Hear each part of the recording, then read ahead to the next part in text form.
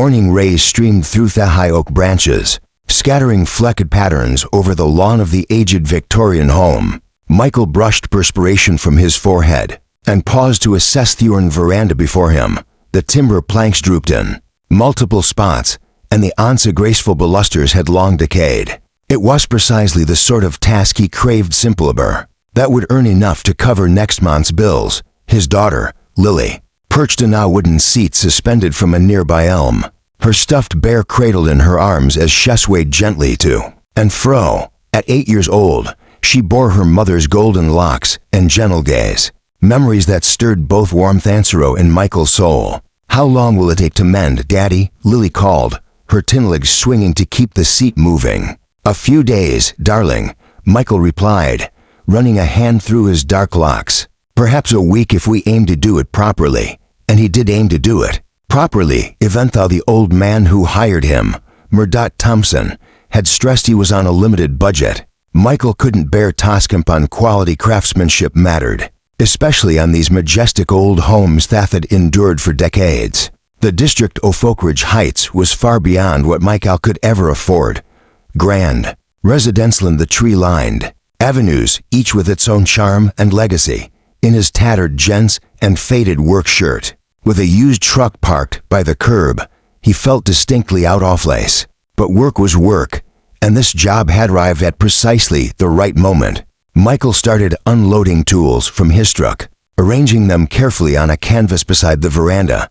His hands, rough and callous from 15 years of carpentry, moved with seasoned precision. These hands were all he had to provide for Lily since Sarah passed away 3 years ago from cancer, leaving him to face parenthood alone. "Need any assistance?" The voice startled him. Michael turned to see a woman standing at the lawn's edge, observing him with curious eyes. She wore a plain azure dress that complemented her wavy golden hair, and there was something quietly assured in her demeanor. "I'm fine, thanks," Michael replied, standing upright. "Just setting up to fix this veranda." The woman approached, her gaze sweeping over the worn structure. "It's seen better days, hasn't it?" Michael nodded. "Probably splendid ones, though these old Victorians have strong foundations." "You sound like you value craftsmanship," she said, extending her hand. "I'm Emma, by Thue, Michael," he replied, pausing briefly before grasping her hand with his rough one. "And that's my daughter, Lily." At the mention of her name, Lily glanced up and waved shyly from her seat. Emma smiled and waved back. "Hello there, Lily. That's a lovely teddy bear you have." "His name is Murdoch Buttons," Lily answered, her initial timidity easing slightly. "He oversees all of Daddy's projects. A very important role," Emma agreed solemnly, making Lily giggle. There was something about Emma that calmed my shale. Perhaps the way she seemed unfazed by his worn attire or the grime under his nails. Most residents of Oakridge Heights barely noticed him when he worked in the area. "Do you live nearby?" Michael asked, picking up a measuring tape. "Yes," Emma replied simply. "I've been in Oakridge Heights for about 3 years. Mind if I watch for a bit?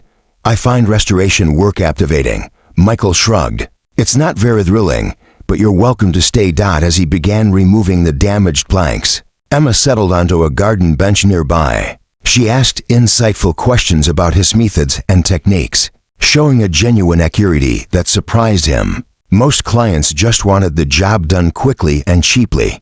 "You really know your craft," Emma observed after watching him carefully preserve an intricate piece of original trim. 15 years in the trade," Michael replied, not without a touch of pride. "Started as an apprentice straight out of high school. And now, do ya work for a company?" Michael's expression dimmed slightly. "Used to. Hanson Builders let me go 6 months ago when they cut back." He paused, then added, "Been taking waiter jobs I can find since then." "That must be tough," Emma said softly. "We get be," Michael answered, not wanting to linger in his financial struggles. The truth was, they were barely scraping by. His savings had shrunk to nearly nothing, and he was behind in both rent and Lily's after-school program fees. Just then, his phone rang. Michael recognized the number. "Lily's school." "Excuse me," he said to Emma before swearing. The school nurse informed him that Lily had forgotten her inhaler again, and with her asthma flaring up, they needed him to bring it immediately. Michael ended the call with a heavy sigh. These interruptions were growing more frequent, and each one meant lost work hours he couldn't afford to lose. Problem? Emma asked. Lily's inhaler, he explained, already mentally calculating how far behind this would put him. I need torn it to her school. I could watch your tools, Emma offered unexpectedly. If that would help, Michael hesitated. He didn't make a habit of trusting strangers, but there was something about Emma that seemed trustworthy. Packing everything up would waste precious time. That would be a hug help, actually, he admitted. I shouldn't be gone more than half an hour. Take whatever time you need, Emma assured him. Your daughter comes first. Those simple words, acknowledging what was always true for Michael, touched him more deeply than he expected. He returned 45 minutes later to find Emma sitting cross-legged on the grass, with Lily's teddy bear propped beside her. She seemed to be sketching the house in a small notebook. Sorry for taking so long, Michael said as he approached. The school nurse wanted to discuss Lily's asthma management plan. Emma closed her notebook and stood. No problem at all. Is Lily okay? She will be. Just needed her medication. He glanced at the notebook. You're an artist, an architect. Actually, Emma replied with a small smile. You like to sketch old buildings. They have so many stories to share. Emma continued to visit the next 3 days while Michael worked on the veranda. Sometimes she brought lunch simple sandwiches and lemonade they shared with Lily after school. Their conversations flowed effortlessly, covering everything from carpentry methods to Lily's favorite books. Michael learned that Tima had studied at MIT, that she had read historical buildings, and that she made Lily law in a way he hadn't heard since studied. What he didn't learn was much about her personal life or why she seemed to have so much free time to spend watching him rebuild a veranda. On the 4th day, as Michael was careful of fitting a new support beam, Emma arrived with coffee and donuts. You're spoiling us, Michael said, accepting a cup gratefully. You deserve it, Emma replied. The veranda is looking stunning. It was true. Despite the budget limits, Michael had managed to restore much of the original character while ensuring the structure was solid. He had even salvaged enough of the ornate trim to recreate the Victorian era charm. I'm just doing my job, he said modestly. No, Emma countered, her expression earnest. You're doing more than that. You're preserving heritage while making it safe for the future. That's special. Michael. Her praise warmed him more than he cared to admit. There had been precious little recognition in his life lately, just bills, worries, and the constant pressure to find the next job. As Michael returned to work, Emma sat nearby with her notebook, occasionally asking questions about his choices and techniques.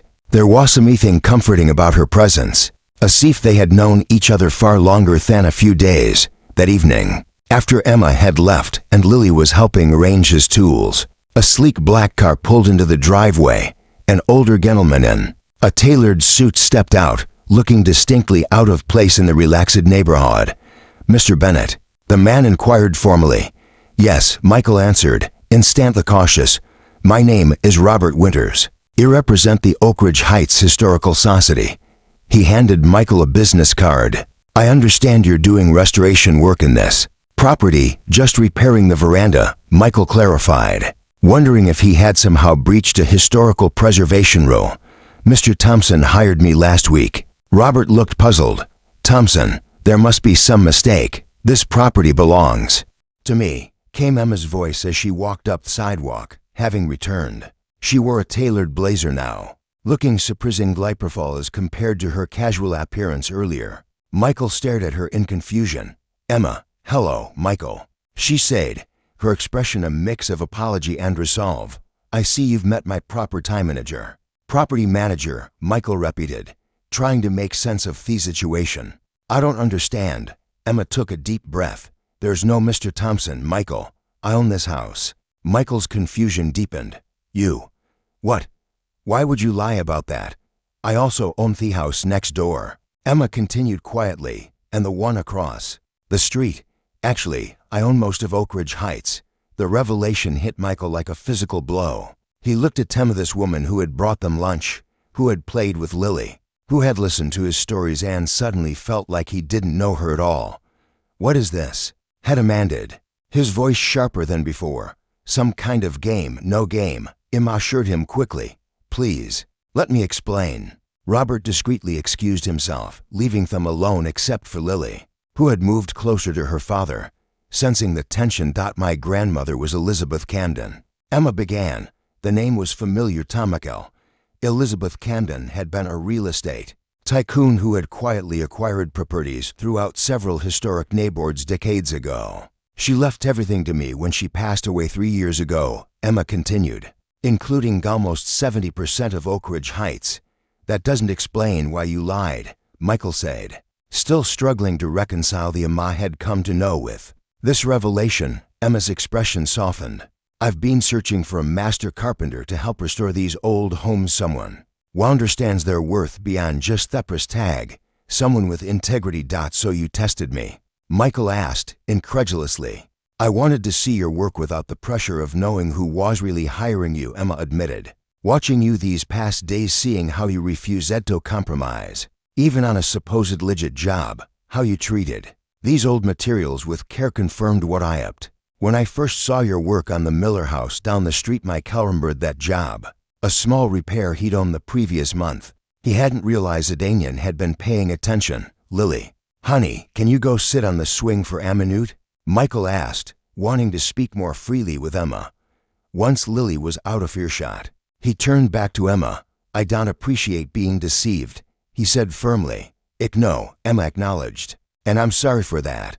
But I'm not sorry for what I learned today about you, Michael. You're exactly the kind of craftsman these houses need. She reached into her bag and pulled out a folder. I'd like to offer you a permanent position overseeing the restoration of 14 Victorian and Queen homes in Oakridge Heights.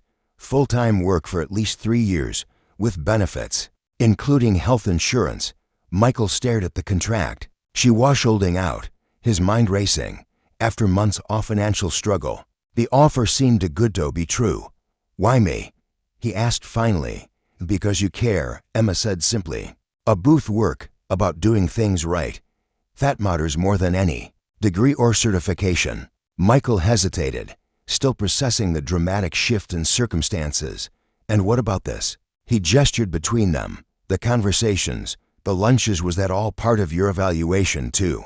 A hint of color rose in Emma's cheeks. That was unexpected. Getting to know you and Lily has been the best part of my week, Michael. That wasn't pretense. Michael looked over at his daughter, happily swing with Mr. Buttons in her lap. The past 3 years had been a constant struggle, grief mixed with financial stress, and the overwhelming responsibility of raising Lily alone. The possibility of stability was almost too much to hope for. There's one more thing, Emma added tentatively. The carriage house behind my main residence needs a tenant. It has 2 bedrooms and a yard perfect for a swing set. The rent would be reasonable, especially with your new salary. The implication was clear. A fresh start, a safe home, security for Lily. I don't want charity, Michael said quietly. It's not charity, Emma insisted. It's an investment in craftsmanship. And maybe she hesitated in whatever this is becoming between us. The honesty in her eyes was unmistakable. Whatever her methods, her intention seemed genuine. Michael glanced again at Lily, then back at the veranda he had poured his heart into restoring. Perhaps it was to rebuild more than just old houses, I think, he said slowly. We should finish this veranda first. Then we can talk about what comes next. Emma's smile was like sunlight breaking through clouds. I'd like that very much. As evening light bathed the old Victorian in a golden glow, Michael felt something hadn't experienced in years, hope, taking root like a seedling after a long winter, ready to grow into something strong and lasting.